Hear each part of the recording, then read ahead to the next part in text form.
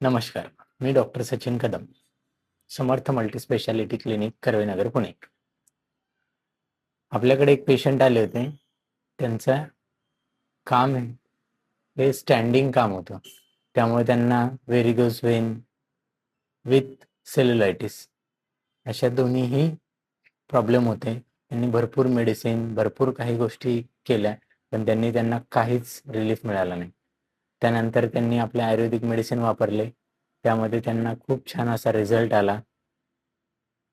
खूप सॅटिस्फाईड झाले ते. आणि व्यवस्थित जर काही काळजी घेतली आपण, जेणेकरून स्टँडिंग काम असेल तर थोडंसं आपण बसावं, किंवा खूप स्टँडिंग जर काही आपल्याला काम करावं लागत असेल तर आपण पायामध्ये स्टॉकिंग घालायला पाहिजे. अशा गोष्टी केल्या तर त्यापासून आपण थोडंसं ॲटलिस्ट पेन आणि त्या गोष्टी ज्या पुढे होणार आहेत त्या गोष्टी तरी आपण थांबवू शकतो. तसाच दुसरा एक सेकंड पेशंट आपल्याकडे ओपीडीमध्ये आला होता. वर्कर होते, त्यांना ग्राइंडर लागलं होतं. त्यांनाही छानपैकी आपण सुचर केलं, बघू शकता तुम्ही वर फोटोमध्ये.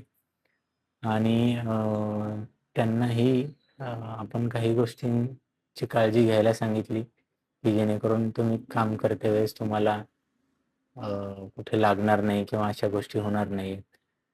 त्यांनी मध्ये आपला एक व्हिडिओ पाहिला होता टीटीचा. ते बोलले की सर मला टीटीचं इंजेक्शन द्या.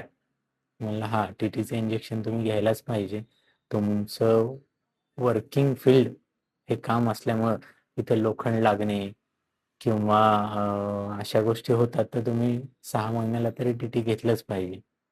अशाच नवनवीन माहितीसाठी आजच संपर्क करा समर्थ मल्टीस्पेशालिटी क्लिनिक, कर्वेनगर, पुणे.